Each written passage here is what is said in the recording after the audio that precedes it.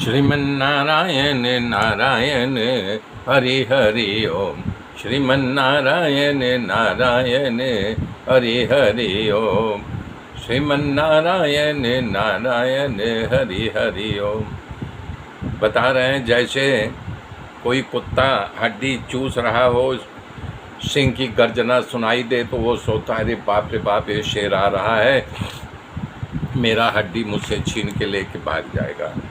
इसी प्रकार से जो है इंद्र डर गए कि नारद जी हमारा राज्य छीन लेंगे। उनको ऐसा विचार करते हुए लाज नहीं आई।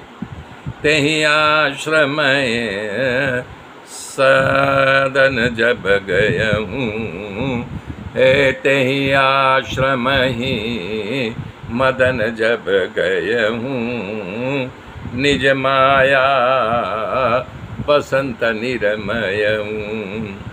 ओ कुसुमित विविध बिटप बहुरंगा, अकुंजहि गोखिल गुंजहि भृंगा।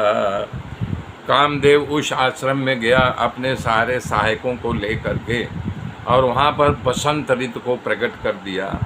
भांत भांत के वृक्षों पर सुंदर सुंदर फूल खिल गए। रंग बिरंगी फूल देख करके कोयल कूकने लगी और वहाँ पर भौंरा मर्राने लगा। और कामअग्नि को भड़काने वाली तीनों प्रकार की शीतल मंद और सुगंध रमणीय वायु बहने लगी।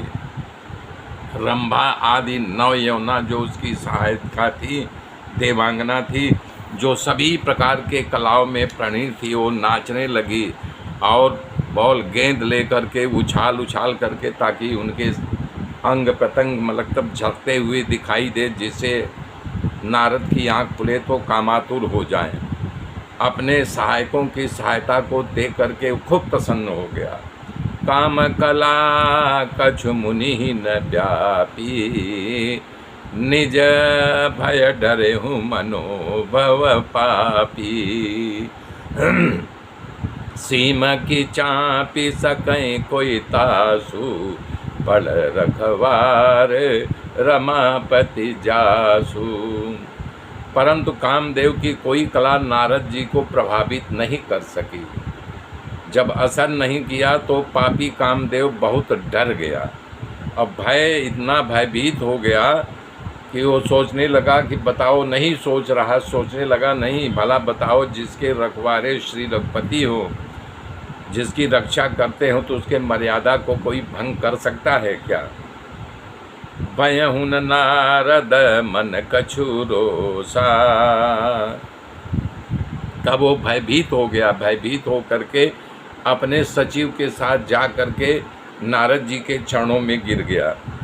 नारद जी उसको उठा के बैठा दिए और सत्कार किया, लेकिन कोई क्रोध नहीं किए, थोड़ा सा भी क्रोध नहीं किया, और प्रिय वचन बोल करके कामदेव को संतुष्ट किए।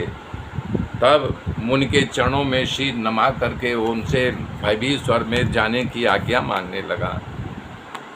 तो वहाँ से इंद्र के यानी कि दरबार में गया। देवराज इंद्र की सभा में जा कर के मुनि के सारे चरित्र को बताया। मुनि की सुशीलता और जो कुछ कामदेव ने नारद के पति किया था, वो सारी कारतूत इंद्र को बताया। ये सुन करके सभी के मन में बहुत आश्चर्य हुआ। सब ने मुनि की प्रशंसा किया और श्रीहरि के चरणों में अपने शीश को नमाए। तब नारद गवने व शिव पाही, जीता काम यह मिथि मन माही। मार चरित शंकर ही सुनाए, अति प्रिय जानी महेश सिखाए। तब नारद जी महेश जी के पास हिमालय पर्वत पर पहुंच गए और वहां जा कर के अपनी सारी कथा, सारी वृत्तांत को सुनाने लगा कि कामदेव को मैंने कैसे जीत लिया। ये सब प्रसंग सुनाने लगा। तब भगवान शंकर उसके हित के लिए उसको सिखावन दिए कि हे कामदेव, मुझे तो तुम सुना दे रहे हो, ए नारद, मुझे तुम कामदेव की कथा को सुना लिया कि तुमने जो है यानी कि कामदेव को जीत लिया, लेकिन अब ये और कहीं जा कर के सुनाना नहीं, किसी को भूल से भी मत सुनाना। मेरे मित्रों, मेरे साथ बने रहिए। आगे की गाथा फिर कल जोड़ूंगा। तब तक के लिए जय श्री राम।